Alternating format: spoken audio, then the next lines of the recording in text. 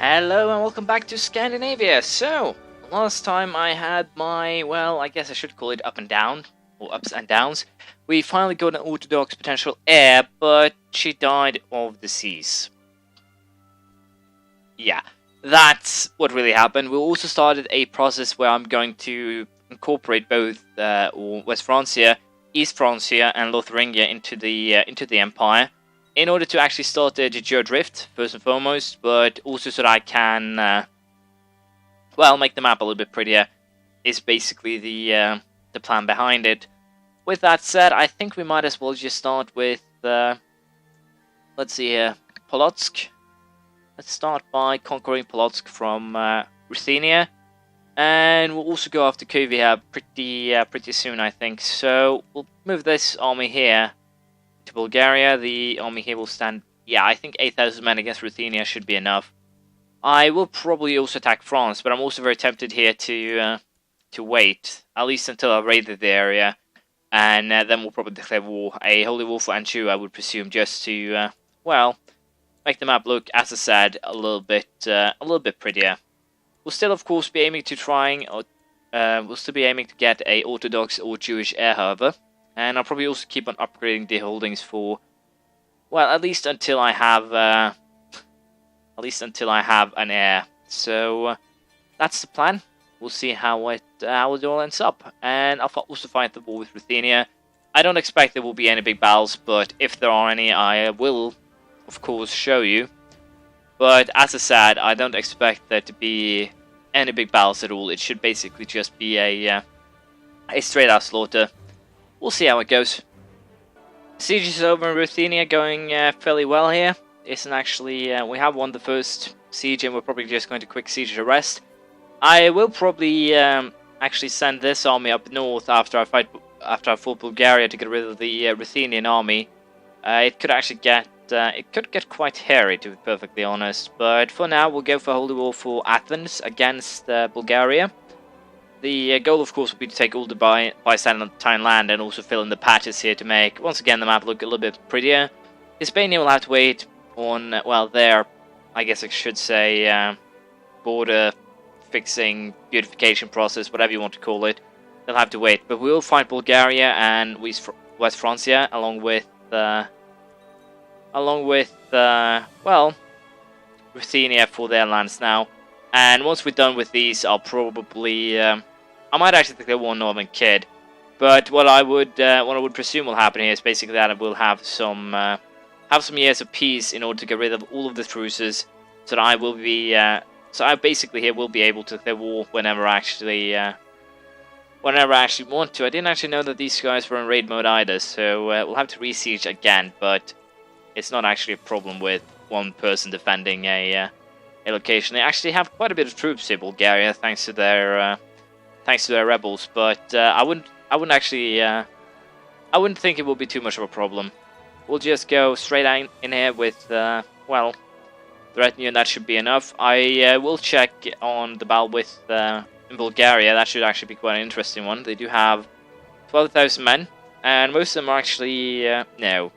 There's some heavy cavalry there, 500 horses, but that shouldn't actually be a problem for my pikemen at all.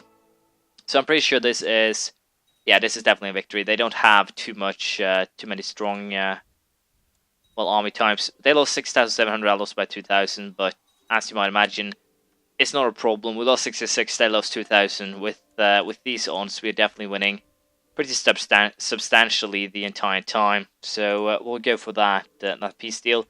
I am also, as I said, very tempted to declare war on Northern Kid, but I have to consider, do I want to take Sicily or do I want to take the county here? Once again, I am unsure, but I think we'll go for... Damn. I'll leave some temples here, so I should probably have put them to better use. I think we'll hand this over to some Norse people, because I'm pretty sure that I've actually run out of Orthodox people to hand land over to. Might not though, and then what it just did actually becomes a bad idea. Let's see, what do we want to upgrade? Do we want to upgrade construction to get speed up? Not really. We are still limited by money. So I guess we'll go with coastal infrastructure here, actually. That means I can now upgrade my upgrade some of the other things here and also build a even bigger castle city. So all in all, is probably for the best. Other than that, we'll hand out the counties here. I did say that probably not, or that there are probably no Orthodox people, but I was mistaken. Hopefully, they can solve the problem with the Norse, well, temple holders, and also, of course, the Norse mayors. But I don't actually expect any problems there either. And with the war actually won right now down here in the south, we will march this army north into Ruthenia and start sieging there. We'll see how it plays out. The war frontier has been won, not surprisingly, and this army here will go back to, well, raiding the French, Burgundy, Castilians, everyone really. The war against Ruthenia should be very soon done. That is more or less a fact here. But I think we'll hunt down this army here now while we still can. And other than that, I wouldn't expect too much resistance. It should be fairly simple. Once we're done with this war, we'll go right for Cuvia. And I think, once again, we shouldn't meet too much resistance, but could go both ways. We'll see how it ends up. I'm pretty sure we'll have to follow them all the way up to that province, so we'll do just that. But as you can see here, when it comes to the area here, there are three enemies here. East Francia, the High Chief of Hassage, the Petty King, I guess I should call, of Italy, or not really a Petty King with this amount of land. What is currently in war with? Oh. Genoese, Holy War for Tuscany, and a lot of other things. Well, that's fine. But as you can see here, the ones that we'll have to fight here is West Francia, Italy, East Francia, and Alsace. Burgundy and Castile doesn't actually hold any land at this moment that we actually want. So it's nothing to worry about. We'll do a bit of raiding. We'll do a bit of bit of conquest, and we'll probably spend quite a lot of time here trying to get some more children to either turn Orthodox or Jewish. My wife is currently pregnant, I think, so I will have another kid. I do have two boys so far, so I need money if I actually end up having here to assassinate. But I do have the other princess here under charge of an Orthodox zealot, so hopefully the conversion will happen with her too. It kind of annoys me a lot that the first princess died of a sickness. That's not good at all. But as one might imagine, we'll still try and hunt down the army here, and we'll see how it goes. I do expect it to be a very simple victory. To be perfectly frank, it should be a pretty substantial victory here. Yeah. Not actually losing too many men either, which is of course great. Actually, has some horse archers. Huh. Guess that's the Mongol blood, or something along those lines. But yeah, we are going to order step. I think it was a little bit insensitive there, and I do apologize. But the war here for Ruthenia, I'm pretty sure the county here is pretty much done. Cuvia, I believe, is actually two duchies, Masovia and Podolesa, Poland, so I have to go for both of those. I have another daughter, so I am starting to get a lot of options here. I should probably stop leading armies myself in an effort to actually keep everything at bay, and also make sure that I don't die a horrible death when I'm not paying attention or something like that. But we will go for a war against the current Duke of Cuvia. We'll go for a holy war for Masovia, and next time we'll go for Lesser Poland. I might actually plot to kill them all straight out assassinate. No, I will not straight out assassinate. That's a horrible idea. And can I declare war on you? Claim. Huh, apparently there's a lot of counter claims that I can, well, go for here. So I guess I'll just hand this, I'll probably hand this county over to a Norse ruler, because of the area it's in. I kind of want to try and keep Orthodox to the south, at least in the beginning, so I know where I have to fight. But we will go for taking that county, and we'll go for taking Cuvia here, and we'll continue raiding. So that's my plan.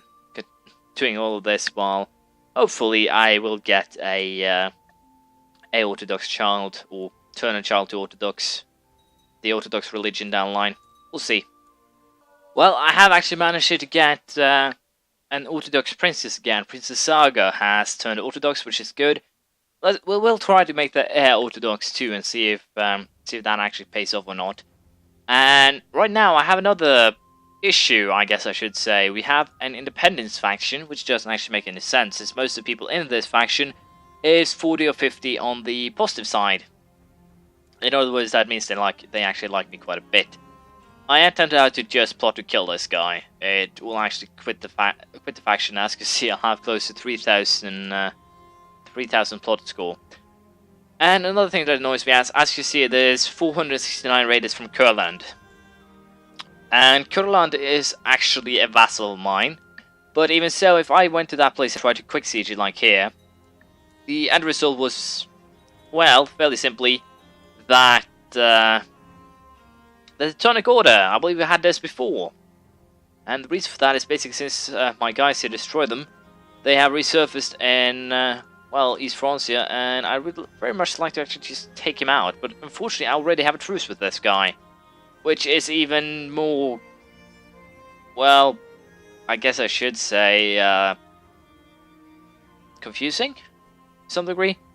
But, yeah. The fact that I can't actually force the 469 vassals here to just get the hell out of there and even bribe them out of there is kind of annoying, but I guess it makes sense to not implement such a minor feature.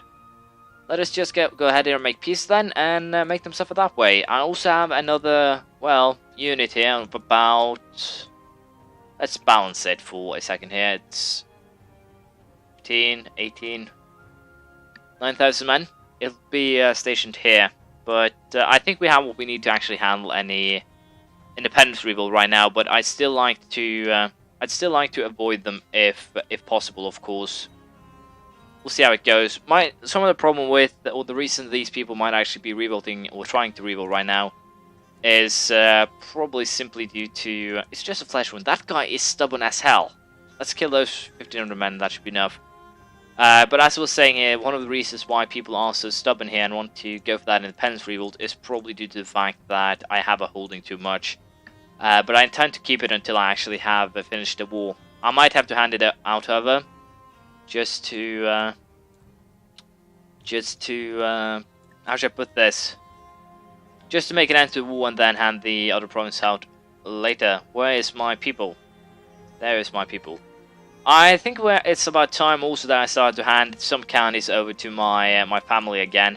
I'm pretty sure they have had enough time right now to actually start. Well, as you can see, there's some adults here doesn't actually have titles or are heir to titles.